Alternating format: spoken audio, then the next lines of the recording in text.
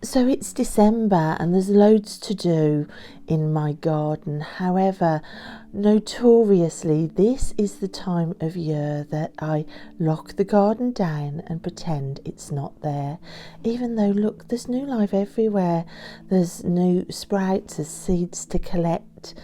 However, this is back in early summer in my garden, and you can see I garden with two rescue lurchers who are incredibly bouncy, incredibly strong. They use up a lot of my gardening energy. Every year I have to rebuild fences and gates that they've charged through or broken through. You can see my garden beds are turned into literal beds by surrounding them in reclaimed bed frames. That's to stop them from digging.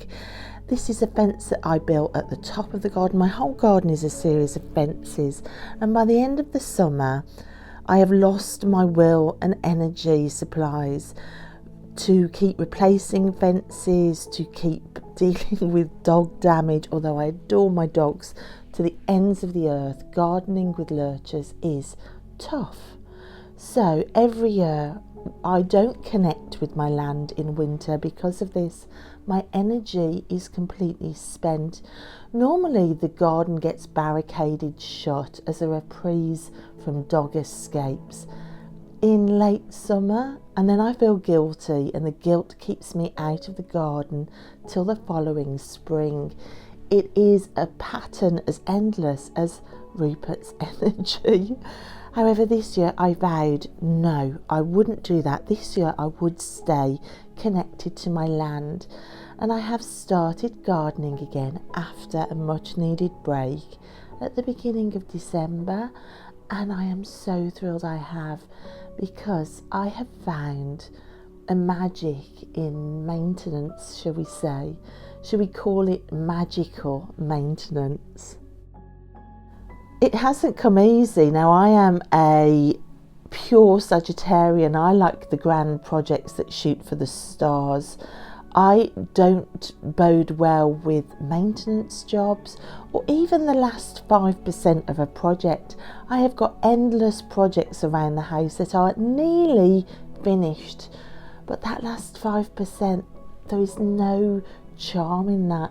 So these dying roses and my patio covered in green algae from leaves and the dogs, none of it appeals to my Sagittarian shiny glimmer soul. So I've had to use my witchcraft to convince me to come out, and I have some hacks for you for connecting with your garden when the roses just look like overgrown thorns. Now, coming out, there's been surprises as well. Look, the Lavatera this year has only just come into leaf now. What is going on here? And look, there are new sprouts sprouting in amongst all of the dead leaves. So as I've been clearing out, I have been giving thanks to the circle and viewing this as clearing away the dead for the new to come, which I can't believe is already visible. I mean, look at this on the fennel, and look at the shape of the sun seed pods. There's lavender I forgot to collect. I'm wondering whether I can cut this back and still dry some lavender. I need to make sure that these seeds for the feverfew end up in the soil and don't just remain there. There are so many witchy jobs about circles and welcoming back the sun and you're to interact with out here. I immediately got so excited. I cut down some of these huge fennel seed heads that were like 10 foot tall and brought them in, and that idea of foraging suddenly grabbed my witchy soul and filled me with excitement. There is excitement in magical maintenance, trimming back all the climbing grows, all these thorns. I was so excited. I began to collect thorn stems to turn into wands. I began to harvest thorns as well, and started to think about all of the spells and the tarot spells that I can use thorns in and the wards that I can make. All of a sudden, amongst the nightmare of maintenance and broken bunting that I forgot to bring in, and sludgy patio slabs. There was witchcraft in every direction, and I turned it into a game. How to create witchcraft spells in every single maintenance job I do. So how to turn jet washing the patio into literally my witchcraft. So I started in the north corner and worked my way around the four corners, calling in the four corners of every single slab and giving them thanks. I then moved into the centre of the slab and thanked the spirit. I connected with the spirit of place in my garden. Some slabs I connected with my ancestors, especially these slabs nearest my ancestor altar. And I finished off each slab by doing a mantra and drawing a pentacle on each slab, asking for protection or thanking my gods. It was just so amazing to stop and consider every slab.